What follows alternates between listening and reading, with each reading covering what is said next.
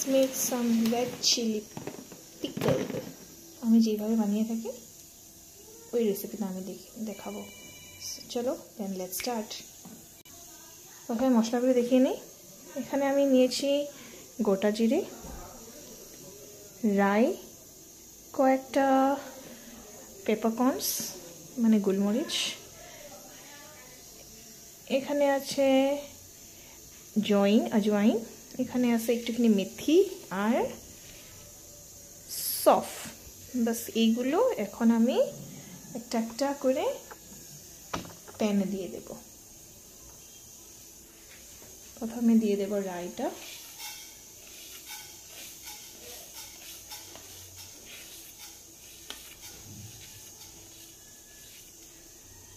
একটুখানি রোস্ট করে নিই এগুলো মশলাগুলি। রোস্ট করার পরে মশলার গন্ধটা একটু সুন্দর আসে। তারপরে দিয়ে দেব সফ, গোটা জিরে,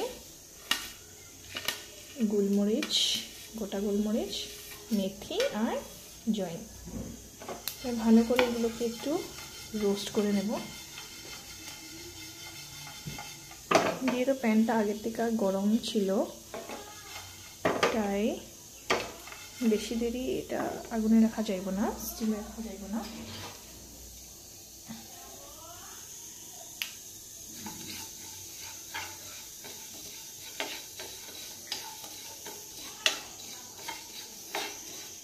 অনেকে জানি রেড চিলি পিকলটা অনেকে বানিয়ে থাকে, বাস আমি আমার নিজের যোনটা রেসিপি আমি বানাই, আমি যেভাবে বানিয়ে থাকি ওইটা আমি দেখাচ্ছি। যদি ভালো লাগে থাকে তাহলে আপনারা ট্রাই করবেন ঘরে, আর জানাতে ভুলবেন না। চলো এগুলো এখন মোটামুটি রোস্ট হয়ে গেছে, একটা সুন্দর গন্ধ একটা এসে গেছে। গ্যাসটা এখন অফ করে দিয়ে এটাকে এখানে নামিয়ে নেব। এখন এইগুলো আমি মিক্সির মধ্যে একটু ঠান্ডা হওয়ার পরে মিক্সির মধ্যে গুঁড়ো করে নেব। ততক্ষণ চলো লঙ্কাগুলি মধ্যখান থেকে চিড়ে নিই। একটা একটা করে কাঁচা লঙ্কাগুলো এইভাবে মাঝে আমি ছিঁড়ে নেব।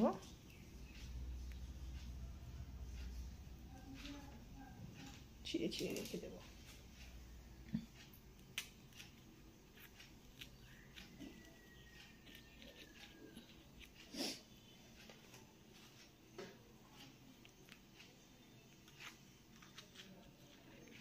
কাজগুলি একটু এগিয়ে থাকলে ভালো লাগে, তাই না? তাই এগুলি ছিঁড়ে ছিঁড়ে রেখে দিচ্ছি। অফ ক্যামেরা আমি মরিচগুলো ছিঁড়িয়ে নিয়েছি মধ্যখান থেকে, আর এদিকে মশলাগুলো আমি রোস্টেড মশলাগুলো আমি গুঁড়ো করে নিয়েছি। আর এখন এই মশলাতে আমি দিয়ে দেব একটুখানি ব্ল্যাক সল্ট,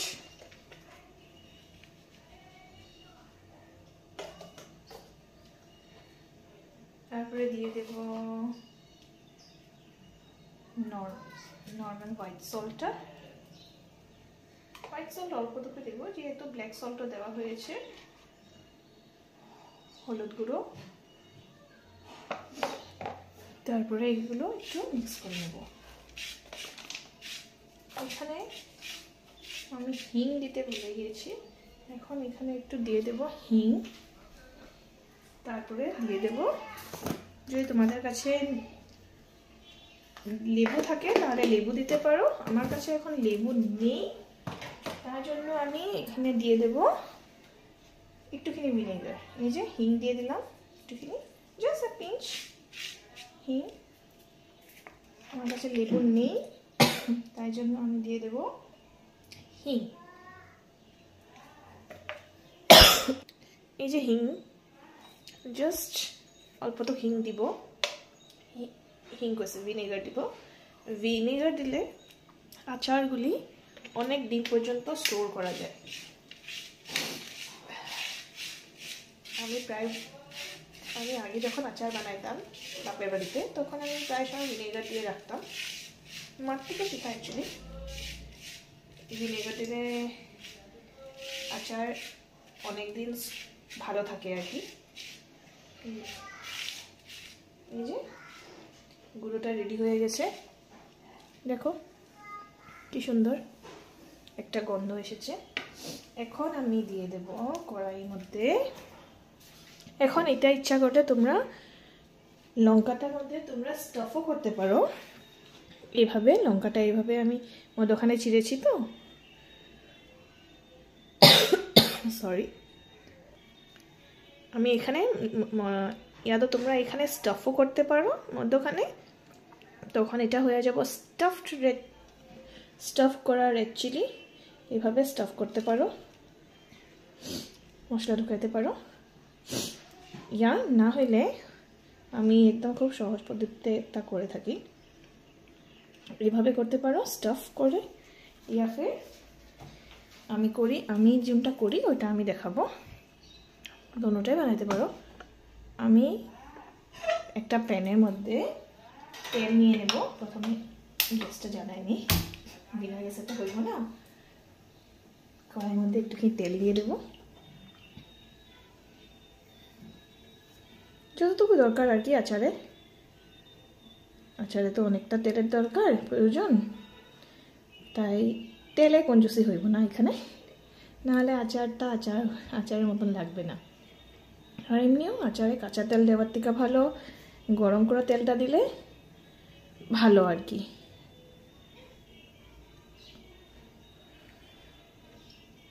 অনেকটাই তেল হয়েছে। এখন এই তেলটা গরম হইলে আমি মশলাগুলি এখানে দিয়ে দেব, তার উপরে লঙ্কাগুলো একটুখানি মিক্স করে তারপরে ডিব্বার মধ্যে বটলের মধ্যে ঢুকায়া অনেক দিন পর্যন্ত স্টোর করে রাখা যায়। খালি মাঝে মধ্যে এটাকে একটু রোদ্রু রাখতে দিতে হয়। চলো তেলটা একটু গরম হোক।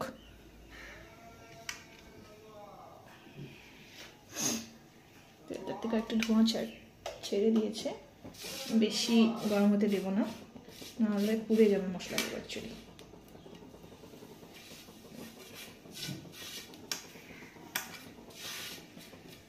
মশলাগুলো এখানে দিয়ে একটু মিক্স করে দেবো মশলাগুলো।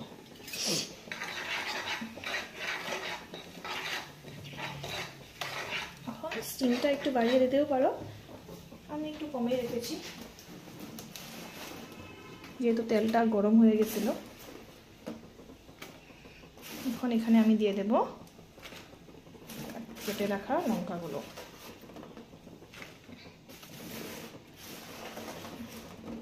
অনেকগুলো হয়েছে, মনে হয় তেল আরও একটু দিতে হবে।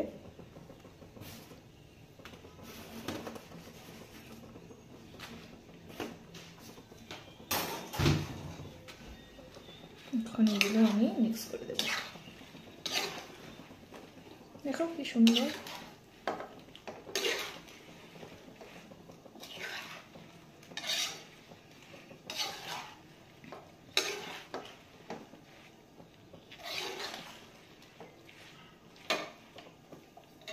এখানে আমি আর একটুখানি তেল দিব, কারণ কি পরে গিয়ে তেল দেওয়ার থেকে ভালো একবারে তেল দেওয়া রাখাটা আমি বেশি প্রেফার করি আর কি।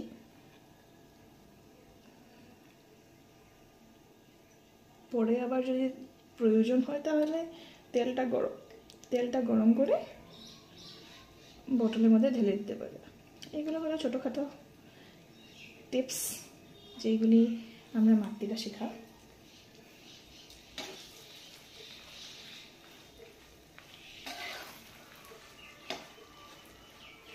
একটু মেরে থাকবো যাতে নষ্ট না হয় জিনিসটা।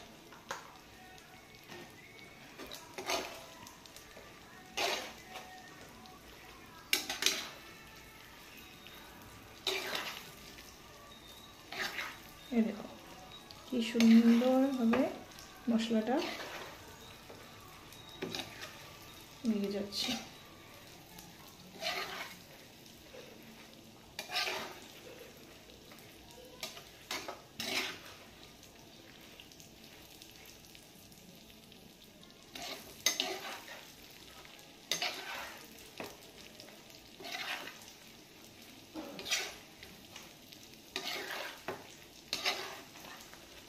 আমি স্টিমটা অফ করে দেবো।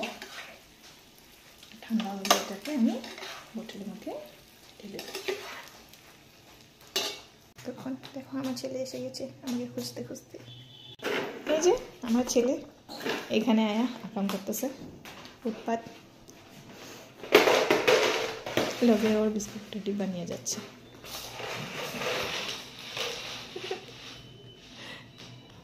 আচারগুলো একটু ঠান্ডা হওয়ার পরে আমি বোতলের মধ্যে ঢুকিয়ে দিলাম। এখন এটাকে আমি দিয়ে দেবো রোদ্রুতে। কয়েকদিন রোদ্রুতে দেওয়ার পরে এটা ভাতের সাথে খাওয়া যায়। দেখো আচ্ছা রেডি। বহুত সিম্পল ধরনের আমি বানাচ্ছি, স্টাফ করে আজকে বানাইনি। সো যদি তোমাদের ভালো লাগে থাকে তাহলে নিশ্চয় বানাইবা, বানায় আমাকে জানাইতে ভুলবেন না।